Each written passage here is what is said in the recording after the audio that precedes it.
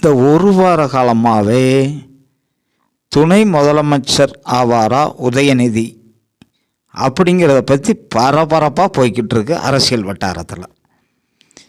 இந்த இதில் மத்திய அரசு என்ன நினைக்குதுன்னா, உதயநிதிக்கு போட்டியாக தமிழகத்தில் அண்ணாமலையை மத்திய அமைச்சரை ஆக்கலாமா அப்படிங்கிறத பற்றி யோசனை இருப்பதாக அரசியல் வட்டாரத்தில் இப்போது பரபரப்பாக பேசப்பட்டு வருகிறது. அதை பற்றி தான் இன்றைக்கி நம்ம பார்க்க போகிறோம். நீங்கள் முதல் முறையாக நம்ம சேனலுக்கு வர்றீங்கன்னா மறக்காமல் சப்ஸ்கிரைப் பண்ணிடுங்க. VT நியூஸ் இன் தமிழ் உலக தமிழ் நெஞ்சங்கள் அனைவருக்கும் அன்பான வணக்கங்களை தெரிவித்துக் கொள்கிறது. வாங்க வீடியோக்குள்ளே போகலாம். அதாவது மத்திய அமைச்சராகும் அண்ணாமலை திருமதி தமிழிசை சவுந்தரராஜன். இப்போ பார்த்தீங்கன்னா தமிழ்நாட்டில் உதயநிதி இப்போ அமைச்சராக இருக்கார், விளையாட்டுத்துறை அமைச்சராக இருக்கார். அவரை துணை முதல்வராக ஆக்குறதா இப்போ ஒரு வாரமாக பரபரப்பாக அரசியல் களத்தில் பேசிக்கிட்டு இருக்காங்க. ஏன் இப்படி திடீர்னு துணை முதலமைச்சர் ஆகணும் அப்படின்னா, தமிழக முதலமைச்சர் மு.க. ஸ்டாலின் அவர்கள் ஒரு வாரம் 10 நாள் வெளிநாடு பயணங்கள் மேற்கொள்ள இருக்கிறார். பொதுவாக பார்த்திங்கன்னா ஒரு மாநில முதல்வரோ இல்லை நம்ம இந்திய நாட்டின் பிரதமரோ ஒரு துணை ஜனாதிபதி இப்படியெல்லாம் இருக்கிறவங்க வெளிநாடு போகும்போது அந்த பொறுப்பை இன்னொருத்தர்கிட்ட ஒப்படைச்சிட்டு போவாங்க. அதாவது குறைஞ்சது ஒரு 3 நாளைக்கு மேலே அந்த வெளிநாடு சுற்றுப்பயணம் இருந்துச்சுன்னா பொறுப்பை இன்னொருத்தர்கிட்ட ஒப்படைச்சிட்டு போவாங்க. அதனால தான் இப்போ தமிழக முதல்வர் ஸ்டாலின் அவர்கள்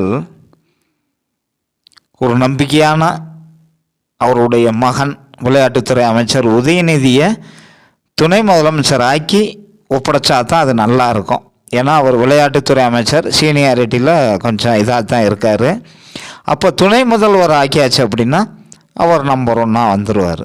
அதனால் அவர்கிட்ட ஈஸியாக பொறுப்பை ஒப்படைக்கலாம் அப்படிங்கிறது தான். அதை பற்றி தான் இப்போ இந்த ஒரு வாரமாக தமிழ்நாட்டில் மிகவும் பரபரப்பாக செய்திகள் ஓடிக்கிட்டு இருக்கு.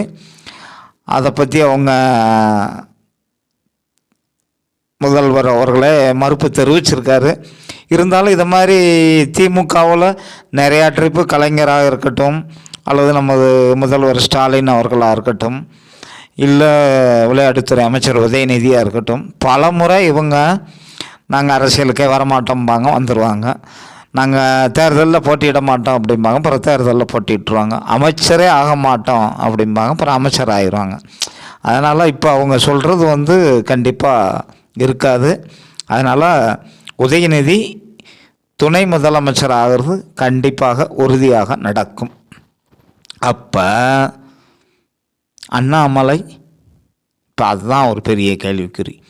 அப்போ அண்ணாமலை மத்திய அமைச்சர் ஆக்கிடுவோம், உதயநிதி துணை முதலமைச்சரானால் நம்ம அதை விட அண்ணாமலையை மத்திய அமைச்சர் ஆக்கிடலாம் அப்படிங்கிற மாதிரி ஒரு செய்தி தகவல் ஓடிக்கொண்டிருக்கிறது டெல்லி வட்டாரத்தில். ஏனென்றால் இப்போ ராஜஸ்தான் மத்திய பிரதேஷ் மாநிலங்களில் மத்திய அமைச்சராக இருந்தவங்க நிறையா பேர் ஜெயிச்சு எம்எல்ஏ ஆகி மந்திரியாக இருக்காங்க, சபாநாயகராக இருக்காங்க. அதனால் அதெல்லாம் வேக்கண்ட் இருக்கு. நிறையா மந்திரி, ஒரு 10 மந்திரிகள் வரைக்கும் டிபார்ட்மெண்ட்டெல்லாம் காலியாக இருக்கிறதுனால தமிழகத்திலிருந்து திரு அண்ணாமலை அவர்களையும் தெலுங்கானா மற்றும் பாண்டிச்சேரி கவர்னராக இருக்கும் திருமதி தமிழிசை சவுந்தரராஜன் அவர்களையும் மத்திய மந்திரி ஆக்குவதாக டெல்லி வட்டாரங்களில் மிக பரபரப்பாக பேசப்படுகிறது. இது நம்ம சேனலில் முதன்முறையாக போட்டிருக்கோம் அப்படின்னு நான் நினைக்கிறேன். இருந்தாலும் டெல்லியில் இதை பற்றி செய்திகள் கசிந்து கொண்டு தான் இருக்கின்றன. காரணம் என்னன்னா, தமிழ்நாட்டில் எல்முருகன் ஒருத்தர் தான் மத்திய அமைச்சராக இருக்கிறார். அதோடு இன்னும் 20 30 ஒரு 4 கொடுத்தால் இன்னும் எலெக்ஷனில் கொஞ்சம் பரபரப்பாக வேலை செய்வாங்க, தமிழக மக்களும் ஒரு நம்பிக்கையாக ஒரு ஓட்டு போடுவாங்க அப்படிங்கிற மாதிரி இருக்காங்க. இப்போ தற்சமயம் பார்த்திங்கன்னா எல்முருகன், அதுபோக ஒரு ஜெய்சங்கர் தமிழர் பாரம்பரியத்தில் வந்தவர் தான். நிர்மலா சீதாராமன் அவர்களும் மதுரையில் பிறந்து வளர்ந்து திருச்சியில் படித்தவங்க தான். இருந்தாலும் இங்கேயே நம்ம தமிழரோட தமிழராக ஒட்டி உறவாடி இருக்கும் அண்ணாமலை அவர்களுக்கும் திருமதி தமிழிசை சவுந்தரராஜன் அவர்களுக்கும் மத்திய மந்திரி ஆகிவிட்டால் இன்னும் தமிழகத்தில் ஒரு செல்வாக்கு கூடும் என மத்திய பாஜக கருதுகிறது. அதனால் கூடிய விரைவில், அதாவது பட்ஜெட் தாக்கலுக்கு முன்கூட்டியே மத்திய மந்திரி சபை விரிவாக்கம் இருக்கும், கண்டிப்பாக இருக்கும் என நமது அரசியல் வட்டாரங்கள் தெரிவிக்கின்றன. அதனால் தமிழகத்திலிருந்து தமிழக பாஜக தலைவர் அண்ணாமலை அவர்களும் தெலுங்கானா மற்றும் பாண்டிச்சேரி கவர்னர் திருமதி தமிழிசை சவுந்தரராஜன் அவர்களும் மத்திய மந்திரி ஆவது உறுதி உறுதி உறுதி. ஏனென்றால் தமிழகத்தில் அவங்களுக்கு பிரச்சாரத்துக்கு போகும்போது ஒரு நல்லா இருக்கும்.